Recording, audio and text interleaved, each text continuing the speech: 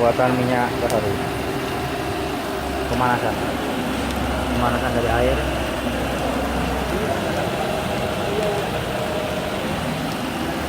Pemanasan ke tangki uap, namanya tangki uap. Nah, itu tangki garu. Jadi garu yang sudah dicaca atau dijadikan serbuk dimasukkan ke dua tangki ini akan mendapat suplai uap dari ini. Uap dari uap yang digunakan, ada tabung-tabung selang-selang ini. Uap yang keluar, uap panas yang keluar akan masuk ke tangki.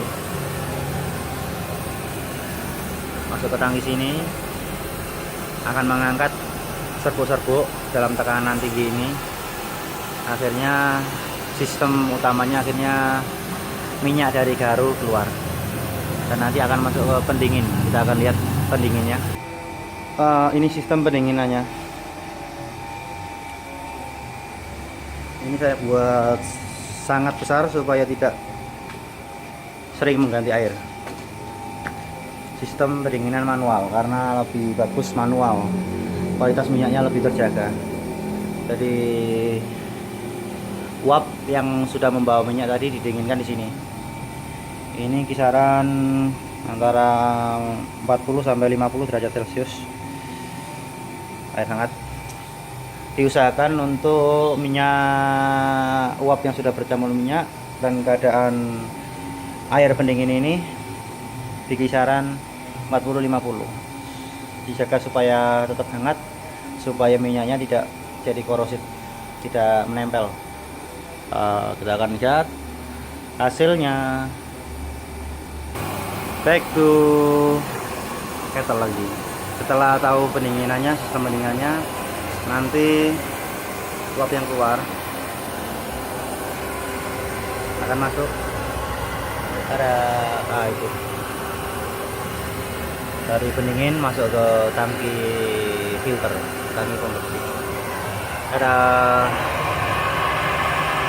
minyak gaharu yang sudah bercampur dengan air. Ini minyak gaharu sudah bercampur dengan air.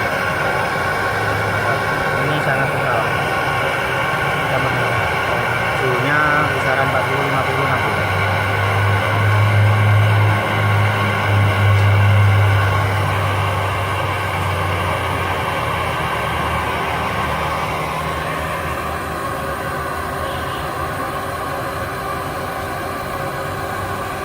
Manual distillation.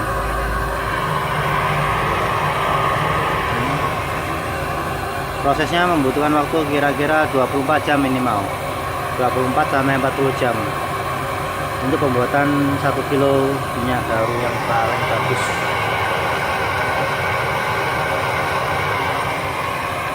Yes, seperti inilah cara prosesnya.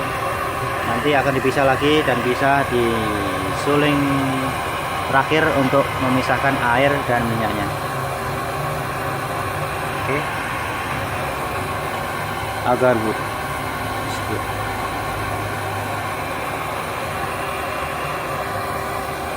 Oke. Kita lihat hasilnya. Minyak tadi ada dua tipe, ada yang oranye, ada yang agak kemerahan. Bedanya hasil bersihnya.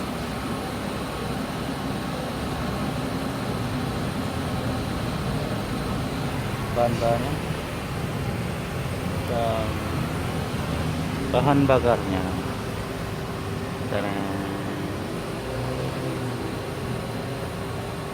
Back to minyak gaharu.